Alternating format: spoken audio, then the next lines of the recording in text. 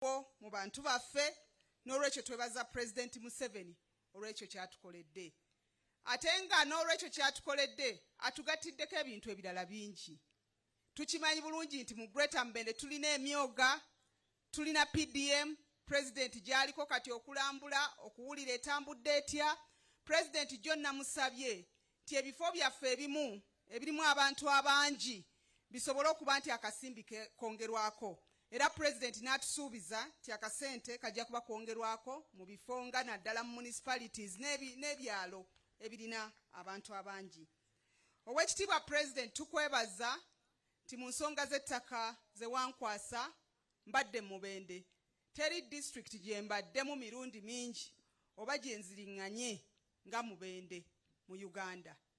Naye ensonga z'ettaka ezimu eziri mu Greater Mbende, Your Excellency, ensonga ezimu ze tutunuulira za myaka 2, myaka 15, bwe gityo emyaka emiwanvuko. Ssentebe kyagambye nti tewabaddewo eviction mu kisanja kino y'abantu nga luli bwe twasanga abangi okubeera nga bali evicted. Kyo kituufu era nkikakasa. Naye ekiriwo be bantu kati okubeera ku bunkenke. Okubeera ku bunkenke olw'aba administrators, okubeera ku bunkenke olw'abantu oba olyawo abatunda nga batunze ettaka nga kuliko abantu, n'okubeera ku bunkenke olw'ogaana obusuulu. Your Excellency, ekyobusuulu nabategeeza nti twakinogera eddagala ne tuggulawo akawunti obusuulu kwe bugenda okubeera nga buteekebwa. Abalala tubagulidde ettaka lwakuba Land Fund muzeeyo ogimanyi nti ekyali ntono, naye nga wano Mubende eyingiddewo era n'ebyapa twatandika okubigaba. Tulina ne project endala egaba certificates ku ttaka lya Mayiro. Kino kiyambeko ow'ekibanja okumanya wawaali. Njagala okwongera okugumya abantu b'ebihare. Najjako mu bihare ebutologo ensonga yammwe nenjogera twali ne chairman ne woman MP ne tusalawo nti District Land Board ekyapa ekyali kyakolebwa mu bukyamu kisazibwemu. Era bwe mbadde nzija njogedde nabo ne baŋŋamba nti enkiiko baabayita ne mutuula. Tulinda District Land Board okola minute gye bagenda okuweereza Commissioner Land Registration kubanga Land Board, Your Excellency, yevunaanyizibwa public land.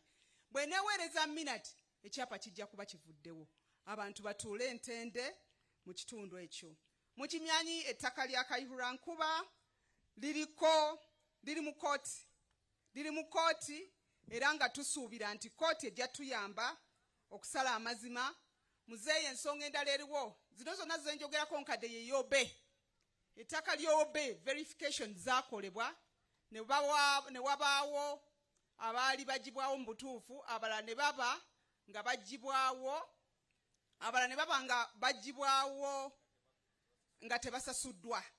Kaakati Your Excellency, ensonga engeri gyeri eya 20+ years twabagamba nti yeetaaga okukwata n'obwegendereza kubanga baagala okuba nga bazzibwako ku bibanja 20 years ago nga tebaliiko. Tuyina okwetegereza ettaka eryo tekuli bantu biki ebiriko, kiriwa gavumenti kyeyinza okukola okulaba nga abantu abo nabo bafuna amazima n'obwenkanya. Ebyo njagadde mbijjeyo basobole okuba nga babitegeera kubanga biri mu constituency eno ewali hub. Mukimanyi bulungi nti boundary opening exercises eziba zikolebwa zirina okukolebwa nga District Security Committee etudde nekkiriza. Era ne bajja babannyonnyola ensonga singa wabeerawo obutali bumativu n'obutakkaanya mu nsonga ezo tezirina kugenda mu maaso. Ekyo mukimanyi. Embeera esigala nga bweri paka nga mumaze okutuula ne muba nga mukkaanya.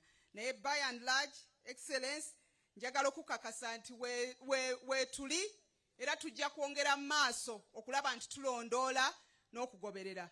Bino mbyogedde nti abazze nga mulina akakunkuna ku nsonga ezo okumanyawo bwe ziri. Eziri mu kooti kye tulina okukola kukwatagana na kooti. Minisita kiyinza okunzibuwalira okusalawo ku nsonga eri mu kooti.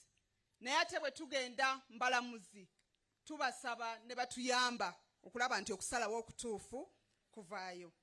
Your Excellency, n'ebigambo ebyo n'okwebaza olwa USMID project eri Mubende obawadde enguudo obawadde ebitaala, obagulidde ettaka, obazimbidde amasomero, obazimbidde amalwaliro, balina project eziyinza n'okukwasa abantu abalala ensaalwa. Balina projects nyingi. Kati olese skilling hub emazeewo obutabanguko mu maka. Omukyala eyajja nga tamanyi kufumba kati asobola okusiika eggi n'afumbira bulungi bbaawe emmere ne basanyuka. Baali tebalina mirimu kati bakola, omwami n'aleetayo akasente n'omukyala n'aleetayo akasente ne weesanga nga amaka gatebenkedde, emirembe weegiri mu maka, n'abavubuka okubeera ekyokulabirako nti okukola balina kutandika kati okukolera emyaka gyabwe egy'obukadde n'okulaba nti bayigiriza bannaabwe abavubuka abalala babadde bagamba nti NRM terina bifuna, NRM erina ebifuna. Chairman atwegasseko olwaleero tukwaniriza n'abalala b'omanyi mu miti ya Nakasanda aba Nuupu nabo bayite bagambe nti walabye omusana, muzeeyi yaliko ettaala Katonda gye yamuteekako, ate era muzeeyi yasobola okumaliriza ensonga zaffe nebye twetaaga byonna muzeeyi yabirina. N'olwekyo abantu b'ekitundu kino mbasaba muve mu kwemulugunya, muve mu kukola ki, naye mumanye nti muzeeyi y'ensonga. Tugamba tutya muzeeyi yani? Ensonga Yoweri. Tugamba tutya? Ensonga kakati Buganda tugamba ensonga Yoweri, muzeeyi y'ensonga. N'olwekyo muzeeyi kkiriza nkuyite ojja oyogereko eri abantu bano weebale nnyo weebale ddala.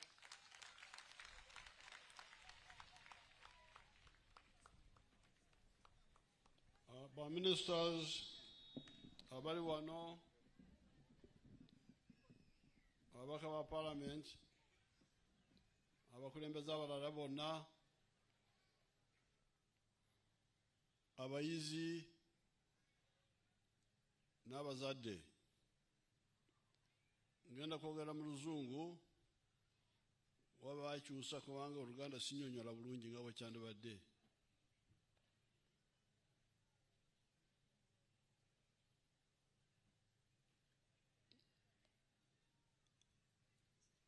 Issue of the hubs which I had to build was because of people refusing to implement NRM policies. Ensonga y'amatendekero gano Oweekitiibwa President gagenza azimba mu bitundu ebyenjawulo oba sub-regions yajja lwakubanga abantu abamu twagaana okuteeka mu nkola policies za NRM government. Entegeka eza government. Za NRM. Eya NRM. In 1996 manifesto, mu manifesto yaffe ya 1996 we proposed to introduce free education in primary schools, and later on we extended it to free education in secondary schools. Government yaleeta ekiteeso era enteekateeka ey'okusomeseza abaana ku bwereere mu masomero aga wansi oba primary, ate ne tumala ne tukigazya ne kifuuka ne mu secondary schools oba amatendekero aga wagguluko. Aga government. Aga government. But however, you people here, and many of you are leaders, refused to implement that. Naye abakulembeze abamu ne bagaana okuteeka ekyo mu nkola. Up to now, there are school charges in primary schools and secondary schools. Mpaka n'olwaleero waliwo amasomero ga gavumenti agasaba ssente oba agayina ebisale ebyokusasula mu masomero aga primary n'aga secondary. Ebyo twabigandabaza Oweekitiibwa President. But we knew that if you do that, you'll exclude the children of the poor. Naye Oweekitiibwa President wamu ne gavumenti yonna baategeera nti bwe tusaawa ebisale mu masomero ago, abantu abamu abaavu tuba tubagobye mu masomero era n'abaana baabwe. And that's what is happening. Ate era ekyo kye kiri mu kugenda mu maaso mu kaseera kano ekitali kirungi. If you check, even here, you can get me the figures. The children who finish P7, how many continue? And those who start in P1, how many finished even the primary school? Era ne wano mu Mubende bwe tukebera tujja kusanga nti abaana bangi batandika mu primary 1 naye tugenda okumalako primary 7 ng'abaana batono ddala bakendedde. And the ones from primary to secondary. Ate era abava mu primary okugenda mu secondary nabo batono ddala bw'obageraageranya n'abo ababadde mu primary schools. There are 7 years of the primary school. Mu primary tusomera emyaka 7. And there are 6 years of the secondary schools.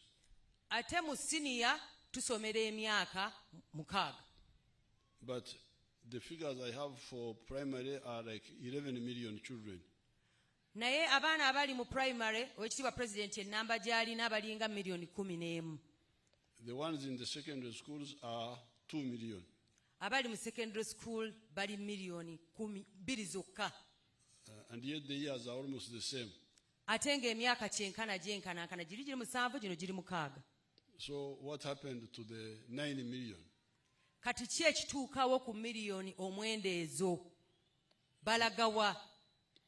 So that means the other refusal to implement UPE and USE mukonesa abaana bamwe.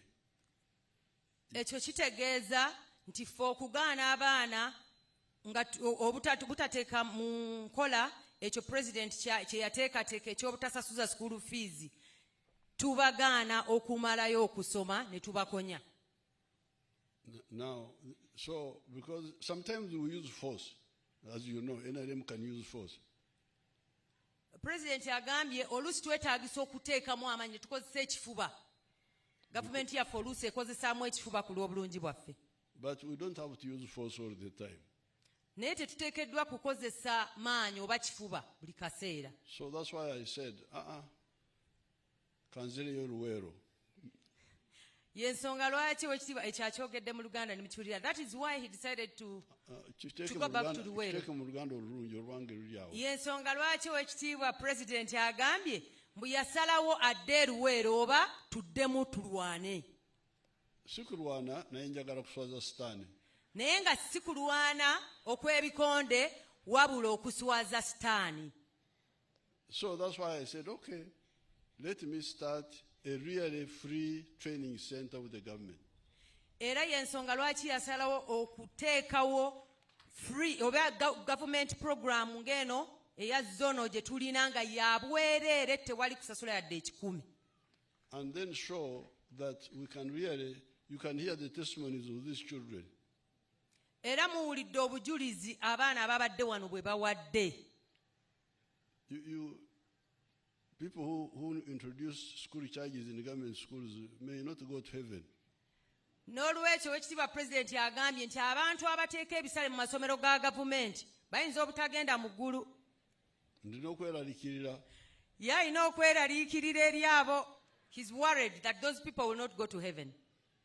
Kubanga bw'owulira abaana nga bano abanaku nga bano, when you hear these children who are desperate, Owekitiibwa president agambye bw'olaba abaana abayagga nga bano abanaku nga bayambiddwa wano mu haabu, kitegeeza ebisale oboolyawo bye byabajja eri. So you can imagine how many others are like these ones, they're outside. Era agambye oyinza okusanga waliyo bangi nnyo abalinga bano ababadde wano abawadde obujulizi nga bali eyo ebweru naye nga tebasoma. So I want you to use this. You go back and discuss among yourselves that we all agree that we provide free education in the government schools.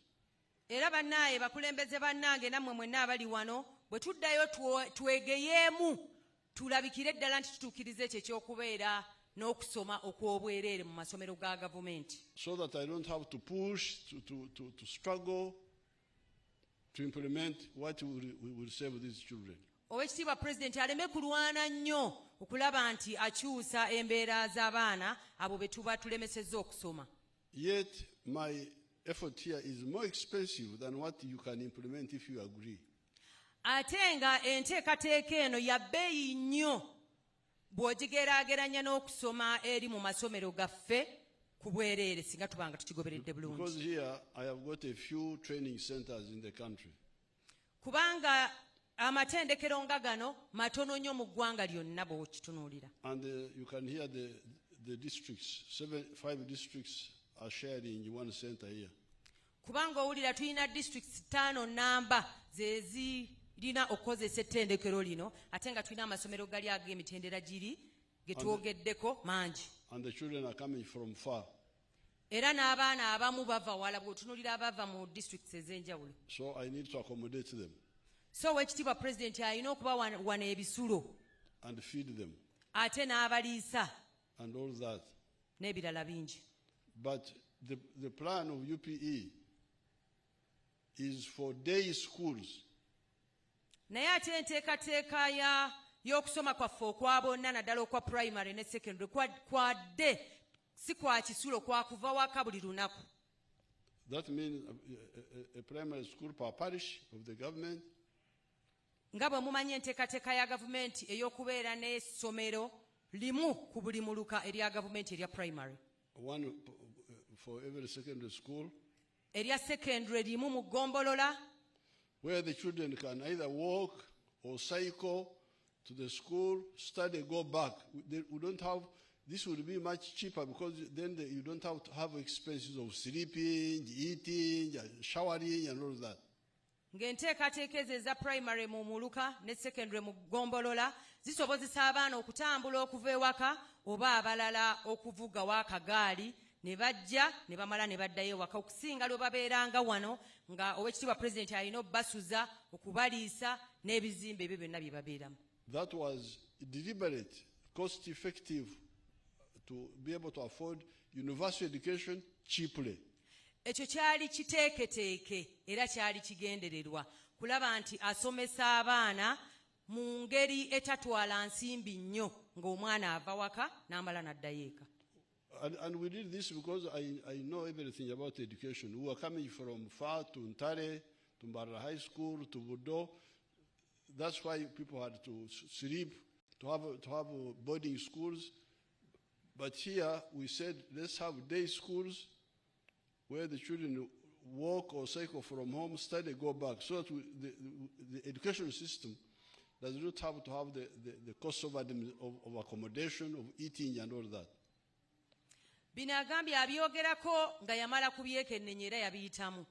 Abaana baasomeranga mu Ntare School Mbarara olw'okubanga baalinga bava wala nga balina kubeera mu kisulo. Naye bwe tuteeka amasomero okumpimpi abaana babeera basobola okutambula ne bava ewaka ne bagenda ku ssomero ne bamala ne baddayo ewaka ne beebaka nga tekitutte ssente nnyingi nnyo. So that the government concentrates on paying the teachers. Gavumenti esobole okuteeka amaanyi mu kusasula abasomesa, Building the classrooms, okuzimba ebibiina, building the laboratories, okuzimba laboratory ekyo twakiganda wazo w'ekitiibwa president mwe tukolera tests zaffe oba okugezesa ebya science. to build teachers' houses so that teachers sleep nearby, Okuzimba amayumba g'abasomesa, abasomesa basobole okubeera okumpi basomese abaana baffe bulungi nga nabo tebatawaanye. and maybe textbooks. Ate era n'okuzigulamu ebitabo abaana bye bakozesa mu kusoma mu kuyiga. So that the government can support all children but affordably, because we are concentrating on studying, not on eating, sleeping, and die, and being sick, and all that. Enteekateeka eyo yandibadde esobozesa okukola ebyo byonna kubanga ssente zandibadde tezigenda mu kulya kusula n'ebyo ebirala naye ne ziconcentratinga ku bintu ebyo ebiyamba omwana bye yeetaagira ddala mu kusoma. So this is really the main message here. This is the main message. So obubaka obukulu ow'ekitiibwa pulezidenti bw'atuwa olwaleero banaye muwulirize. Go back and discuss the issue of free education, really free education in government schools. Tugende tukubaganye ebirowoozo ku kusomera obwereere mu masomero gaffe aga gavumenti. Tukiteeke mu nkola. Including the technical schools. Era awamu n'amasomero ag'ebyemikono. Because hataha ninfubura abana abafubiri abakumanyoni nyankore nibaye Nanye ningezaho mzee. Konkondijo n'abasakwija. okufuura n'okumanyiwe nga mzeeyi olukumanya okufuura ekyo tinakikyenga hagira owejo owayamba Mr. President, okufubuura n'okukwata emmere eyabire yakonere okagikonoora. Yabali kati mu Luganda ekyo mukyogera mutya emmere emaze okukona mzeeyi emmere yabadde ekonye gwe asobola okugifumba nejja. But you don't have one word for it. Mzeeyi tekiriyo. Ukozesa ekyolinyankole okufubuura. Okufubuura mwakifuura bantu mwe. Mzeeyi wali kukibaasa. This is what I'm doing here. I am now okufubuura the children who are already okufuba okukona mzeeyi mu Luganda kiri kukona. Mulunyankole mu ebiri byombi okukona n'okufuba byombi. Okufubuura abaana abali nati ninfubuura abaana ababere bakonde. Mzeeyi yakonolola abaana ababadde bakona wano. But why do you kufubya abana? Then I have got, because I have now done only 240 here. How about all the other ones? Mzeeyi agambye naye lwaki tukkiriza abaana baffe bakone yabeere n'omulimu gw'okukonolola kuba kakati yakakonolako 120 byokka ate abangi abali eyo ebweru. Buli every intake. Buli luyingiza kitegeeza tuyingizaako ennamba ntono naye ate eyo ennene esigadde ebweru. So please, I don't want to use force on this matter, but you go and discuss it, and we all agree to say now this is what we need. If we need to add in more money for the UPE, Bibekwasa, PTA, n'akakiiko k'essomero bayongeremu abasomesa abazadde musasule ebyo nebibekwasa. Oweekitiibwa Pulezidenti agambye mu bino bye tulimu bwe kiba kyetaagisa kwongera ssente mu masomero ga gavumenti aga primary n'aga secondary kubanga PTA ne management committees ez'amasomero bibekwasa mbu bongeremu ku ssente z'abasomesa. Muzeeyi agenda kukikola mukikubire mu ngalo. Muzeeyi tweyanziza taata. Now, so discuss it and we all agree so that I don't have to use force to struggle. No, please, discuss it. Me, I'm going slowly. I went back to Luwero, Kanyigo Kaluwero, Nzanadayo. Nkandage nti kisoboka abaana okusomera obwereere kati ndi mu Kanyigo Kaluwero. Muzeeyi olwaleero atugamba nti tukkaanye tusomeseze abaana baffe mu masomero ga gavumenti ku bwereere nga tewali kubasaba ssente abaana bano basobole okusoma kubanga ye ateekateeka kuddayo mu Kanyigo k'Eruweero aka Honorable Minister Alice. No, here I'm already in the Kanyigo kubanga twagenda Luweero ne tukuba UPC kubanga UPC twabegayirira UPC banange tukole wetwe ne bagaana kale ne tugende ne tubakubamu owulidde UPC singa bawuliriza kubanga twali tubakuba okukuba twali tetwagala kutta aba UPC oba kubagoba mu Uganda naye twali tubakubamu nti okawulidde ako UPC naye UPC ne bagaana okutuusa bwe twabagirako ddala because if they had listened the fighting was resistance to say no tuganye tuteese. They didn't want to discuss.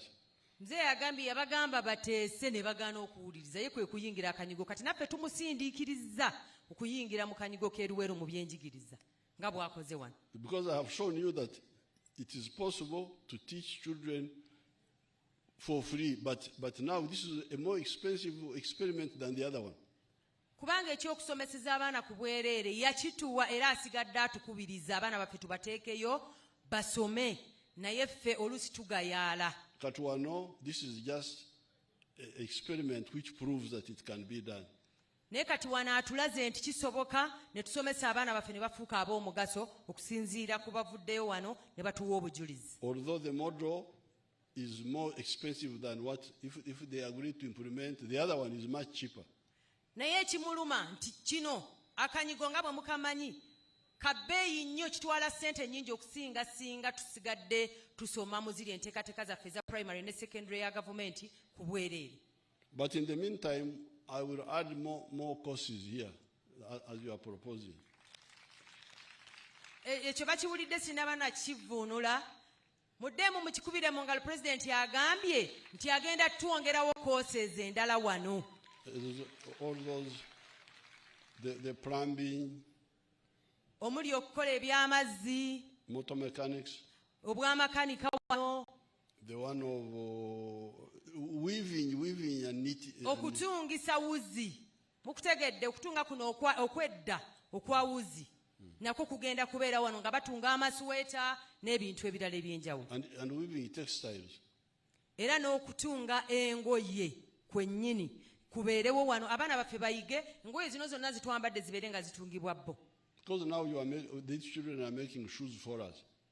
Kubanga tubalabyeko abaana wano bamaliriza era ne batukolera n'engatto. We were kusaka shoes from China. Can you imagine?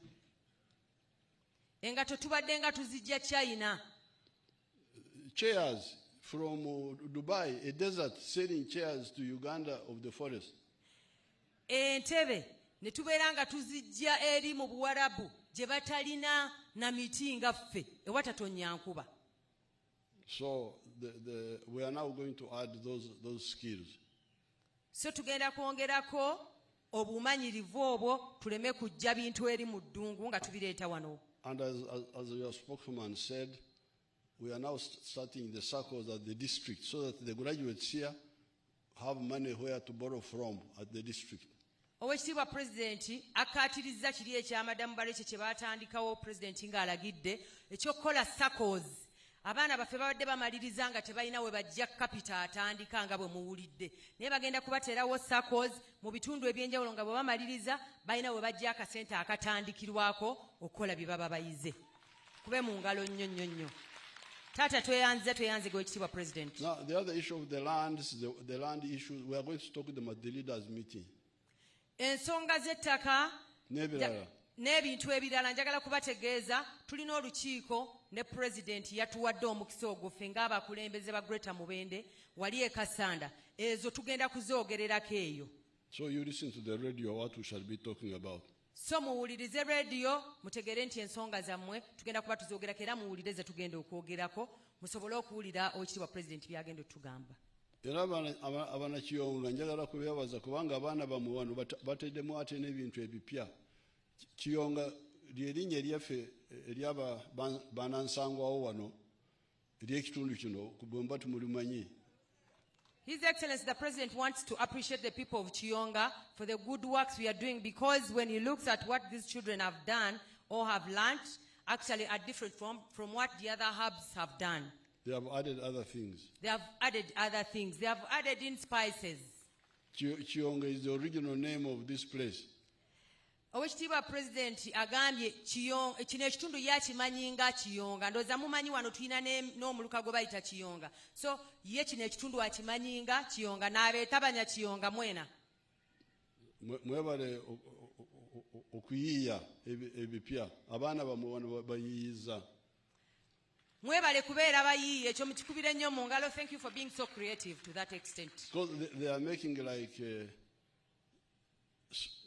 concrete stoves for the schools, which means you can. I saw them making concrete stoves. Very, very good idea. I had not seen it before. Owekitiibwa pulezidenti alabye zino essigiri ze tukola ezitera okuyambako okukekkereza enku oba amanda. So kimusanyusiza nnyo kubanga wano waasoso kiraba mu haabu yaffe eya wano. So now, for the children who spoke here, I will give them support. I will give each one of them 10 million. Owekitiibwa pulezidenti agambye abaana abavudde wano ne bawa obujulizi agenda kubawa obuwagizi okubongeramu miliyoni 10 buli omu. Kati nno tusindika abaana bangi nnyo bajje basome. And also, ne LC1 sagala ndetere ekisirani baganyire Joseph chairman waffe wawano sagala ndetere ekisirani njagala bamumpere milioni 6 agule pikipiki. Oh, tweyanziza nnyo ssebo ekitiibwa president.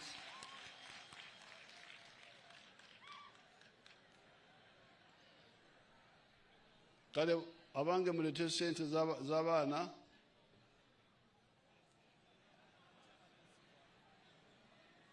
Owekitiibwa president ogamba chairman waffe ow'ekyalo kino oba noono atuyingiddemu gwe twaniriza? ow'ekyalo tweyanziza nnyo president for that clarity. ono atuyingiddemu tugenda kwogera oluvannyuma. Kale kankuba chairman Sembera kankube ekifaananyi n'obwana buno. Owekitiibwa president chairman waffe akubiseko akafaananyi naawe? Yes, naye oluvannyuma.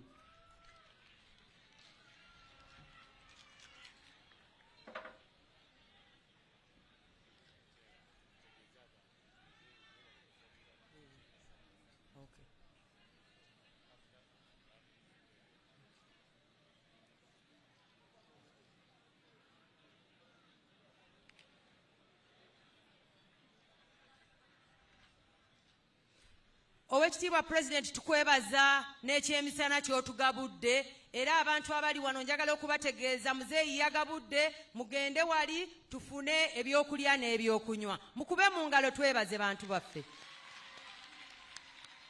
Taata tweyanziza tweyanzeege. The anthems oluyimba lw'eggwanga mu reverse order.